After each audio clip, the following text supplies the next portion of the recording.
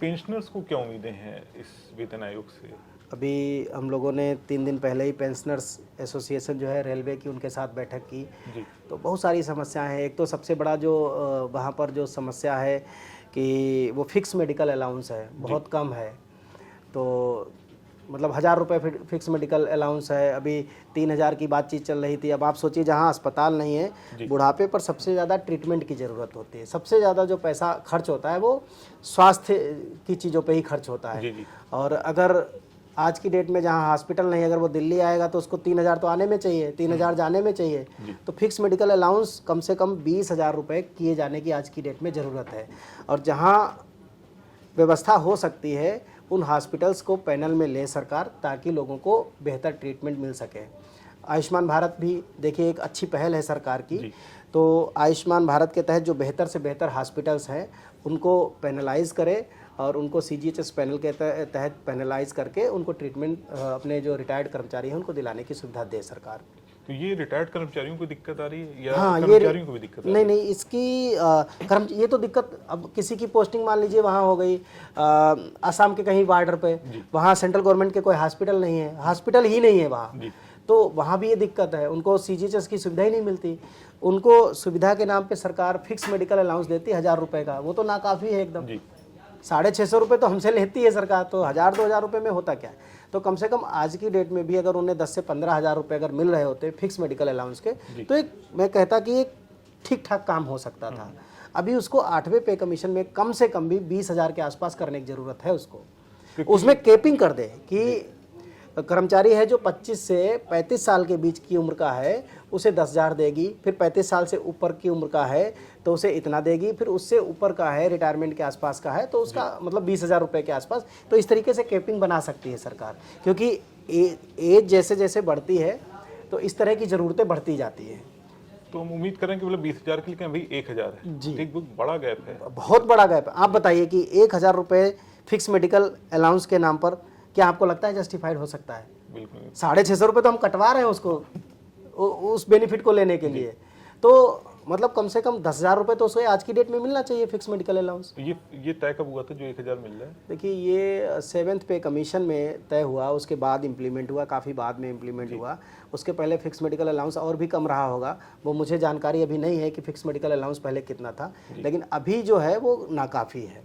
और दूसरी समस्या है कि पैनल में हॉस्पिटल कम है जी, तो ये एक बड़ी समस्या। ये तो सबसे बड़ी समस्या, हॉस्पिटल है ही बहुत कम। सेंट्रल गवर्नमेंट का आदमी तो पूरे भारत में फैला हुआ है, भले उनकी संख्या कम है लेकिन पूरे भारत में फैले हुए हैं। और ऐसे लोगों के लिए कम से कम जिला मुख्यालय लेवल पर या जो तहसील लेवल है या जो ब्लॉक लेवल है वहाँ पर कम से कम जो द बेस्ट हॉस्पिटल हो उसको पैनलाइज करना चाहिए। जो ओल्ड पेंशन स्कीम को लेकर बात चल रही थी उसमें कुछ बात बनी है? देखिए अभी कल ही लोकसभा के एक प्रश्न के जवाब में स्टेट फाइनेंस मिनिस्टर साहब की तरफ से जवाब आया कि भारत सरकार भी बिल्कुल भी मतलब ओल्ड पेंशन स्कीम को रीस्टोर करने के बारे में कोई उनके पास प्रस्ताव विचाराधीन नहीं है। हालांकि यही बात जब जनवरी में पे कमीशन को अनाउंस किया था उससे पहले 1 महीना पहले ही उन्होंने संसद में इस बात का जवाब दिया था कि पे कमीशन को भी लेकर के कोई प्रस्ताव विचाराधीन नहीं है। तो ऐसे सरकारें बोलती रहती हैं, लेकिन हमारा ये मानना है कि आंदोलन चल रहा है, आंदोलन अभी चलेंगे जब तक कि लोगों को एक वैलिड पेंशन स्कीम नहीं मिल जाती, जो जस्टिफाइड पेंशन स्कीम जिसको हम OPS कहते हैं, वो चाहे NPS में अमेंडमेंट करके करें और चाहे NPS UPS को ख़त्म करके करें। मेन चीज़ है 50% की गारंटी पेंशन की और कर्मचारी अंशदान की वापसी, वो मिल जाए उसे कैसे भी करके वो सरकार दे दे। जब तक नहीं देती तब तक आंदोलन चलता रहेगा और ये करना पड़ेगा। हमारे पे कमीशन में भी ये 5वें नंबर पर एजेंडा है, जो हमारे टर्म्स ऑफ रेफरेंसेज हैं उसमें भी ये एजेंडा है, मेन एजेंडा है कि ओल्ड पेंशन स्कीम को दोबारा से चालू किया जाए और NPS को स्क्रैप किया जाए। ये बड़ा गैप है ओल्ड पेंशन स्कीम और जो न्यू पेंशन स्कीम है उसमें। आज की डेट में देखिए सौरभ साहब की 30 मार्च 2021 को भारत सरकार ने एक अमेंडमेंट किया था NPS में। वो ये था कि नौकरी लगने से लेकर के रिटायरमेंट तक कभी भी अगर कर्मचारी के साथ मिसहैपनिंग हो जाती है, या तो उसकी डेथ होती है या फिर उसकी डिसेबिलिटी होती है, ऐसी स्थिति में कर्मचारी का हिस्सा ब्याज सहित उसको या उसके परिवार को दे दिया जाता है और आखिरी वेतन का 50% उसे पेंशन मिलना शुरू होती है, वो चाहे इनवैलिड पेंशन हो चाहे फैमिली पेंशन हो। तो हम ये कह रहे हैं कि उस नियम को जब रिटायरमेंट तक आप दे रहे हो अनहोनी होने के केस में, तो आप रिटायरमेंट के बाद भी वही उसी चीज़ को दे दो। रही बात 50% कैलकुलेशन की, तो आपने कैपिंग लगाई कि 25 साल में 50% पेंशन, कम नौकरी तो उसी अनुपात में कम कर दो। जी जी। ये तो हो सकता है। तो जब वहाँ ये चीज़ है तो उसको रिटायरमेंट के बाद भी इम्प्लीमेंट किया जा सकता है। तो एनपीएस को ही रिटायरमेंट पर ओपीएस में कन्वर्ट किया जा सकता है। ये कोई बड़ा काम नहीं है। सरकार की मंशा बड़ी बात है, वो अगर जुटा ले तो ओपीएस बहाल हो सकती है, एनपीएस में ही बहाल हो सकती है। अब कितने समय से ओपीएस को लेके आंदोलन कर रहे हैं और अब क्या लग रहा है, सरकार की मंशा कैसी लग रही है, मतलब कितना मुश्किल लग रहा है? आंदोलन तो 10 साल से ज़्यादा ही हो गया। 2018 में अगर मैं बात करूं, जो सबसे पेंशन बहाली के लिए सबसे बड़ी रैली हुई थी वो 2018 में हुई थी। तो अगर हम उसको 18 से भी जोड़ लें तो आज की डेट में करीब करीब 7 साल हो जाते हैं। 7 साल हो गए। तो 7 सालों में बहुत सारे बदलाव हुए। देखिए, पहले आंदोलन के बाद 1 अप्रैल 2019 को सरकार ने अपना कंट्रीब्यूशन बढ़ाया, 10 से 14 किया। फिर 30 मार्च 2021 को कोविड आने के बाद डेथ एंड डिसेबिलिटी के केस में ओपीएस का विकल्प लागू किया। फिर उसके बाद छोटे छोटे बदलाव हुए, कभी फंड मैनेजर बदले गए, या आपको अपना अंशदान चेंज करने की सुविधा दी कि आप अपना कंट्रीब्यूशन कहाँ भेजना चाहते हैं, फंड मैनेजर बदल सकते हैं। और उसके बाद फिर 24 अगस्त 2024 को यूपीएस के लिए कमेटी बनाई गई। फिर वो 24 अगस्त 2024 को यूपीएस आया। अभी तो उसकी डेडलाइन ख़त्म हो गई है। तो बदलाव होते आ रहे हैं। और अब वो एनपीएस भी वो एनपीएस नहीं रहा जो सरकार ने एनपीएस चालू किया था। यूपीएस भी वो यूपीएस नहीं रहा, क्योंकि जब यूपीएस आया तो उसमें भी कई बदलाव करने पड़े इनको। तो अभी अगर देखा जाए, जो एनपीएस है वो न्यू एनपीएस है जी। और यूपीएस तो चलो खैर उसका टाइम ख़त्म हो गया। तो बदलाव होते होते हमें भरोसा है कि 2026 में यही एनपीएस ओपीएस बन जाएगी। तो एक प्रेशर तो बन रहा है सरकार। बिल्कुल बिल्कुल। अभी लगातार हम लोगों ने आंदोलन किए, आपने देख रहे होंगे जंतर मंतर पर लगातार आंदोलन हुए। 3-4 मतलब जो 4-4 दिन के अंतराल पर बड़े बड़े आंदोलन हुए। और उसके तुरंत बाद से इसका लोकसभा मतलब संसद का सत्र चल रहा है। तो संसद के सत्र में लगातार ये मुद्दा भी उठ रहा है। तो दबाव तो है सरकार पर, सरकार मुकर नहीं सकती दबाव से। और ना सरकार ये कह सकती है अब हम कुछ नहीं करेंगे, ऐसा भी नहीं है। जब तक लोगों को न्याय नहीं मिल जाता वो लड़ेंगे। अब वो जब तक लड़ेंगे तब तक सरकार की किरकिरी होनी है। तो सरकार को कुछ न कुछ करना पड़ेगा उस दिशा में। तो अब आगे की क्या स्ट्रेटजी रहेगी इस पे कि सरकार पे और दबाव बढ़े और किसी चीज लागू करे? अभी तो मुश्किल तो लग रहा रास्ता। अभी तो देखिए 8वें पे कमीशन के आयोग का गठन हुआ है जी। तो सबसे बड़ा जो दबाव है कि आयोग काम करना शुरू करे। काम करना शुरू करेगा तो एक कम्युनिकेशन का एक माध्यम तैयार हो पाएगा। फिर उसमें हम लोग अपनी बातें रखेंगे।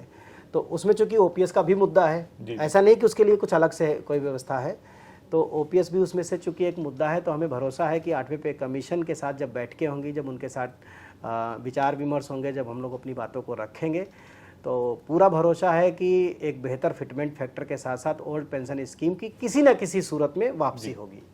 बहुत सारे सवाल पूछे। एक और जानना चाहूंगा कि आप कह रहे 6ठा वेतन आयोग तो बड़ा सही था, उसकी वैसी उम्मीद है। 7वें में तो कुछ नहीं मिला।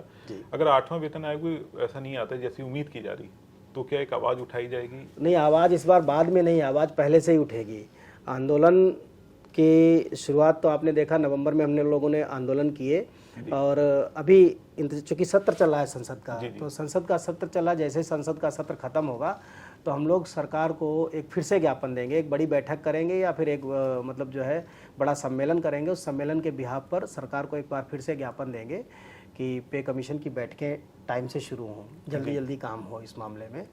तो इस पर रणनीति बन रही है। अभी 2 जनवरी को मध्य प्रदेश की राजधानी भोपाल में हमारा एक बड़ा सम्मेलन होगा 10,000 लोगों के साथ में, और वहाँ भी यही मुद्दा छाया रहेगा। एक तो पुरानी पेंशन की बहाली और 8वें पे कमीशन को लेकर के द्रुत गति से काम हो, इसको लेकर के हम 2 जनवरी को भोपाल में बैठक करेंगे। उसके बाद दूसरी जगहों पर शेड्यूल्ड है हमारे कार्यक्रम, तो वो करेंगे हम लोग। कह सकते हैं 7वें वेतन आयोग में जो एक चूक हो गई कि हमें कुछ मिला नहीं कर्मचारियों को, तो 8वें में वो ना हो, इसलिए पहले से दबाव बनाने की वो तैयारी है ताकि उसमें जो मन मुताबिक है कर्मचारियों को वो मिले। बिल्कुल सर, हमने बहुत सारे सवाल पूछे हैं, कुछ रह गया हो तो पूछने के लिए, कुछ अपडेट हो जो बताना चाहें? कुछ है। जैसे अगर मैं कहूँ कि चूँकि एक बड़ा प्लेटफार्म है बीच तक, और मैं आपको देश भर के मैं तो कहूँगा 1 करोड़ एम्प्लॉइज़ और करीब करीब 60-65 लाख जो पेंशनर्स हैं उन तक ये बात जाएगी। और इस बार जो मेडिकल अलाउंस है कर्मचारियों का, वो एक बड़ा मुद्दा रहेगा, क्योंकि ट्रीटमेंट पे सबसे ज़्यादा पैसा खर्च होता है। और उसके बाद इंटर डिपार्टमेंटल जो मतलब एक मिनिस्ट्री के तहत जो ट्रांसफ़र की जो सुविधा है वो शुरू हो। और जैसे दिल्ली गवर्नमेंट की अगर मैं बात करूं, क्योंकि दिल्ली गवर्नमेंट क्या है, यूनियन टेरिटरी है और सेंट्रल गवर्नमेंट के ही रूल्स लागू होते हैं।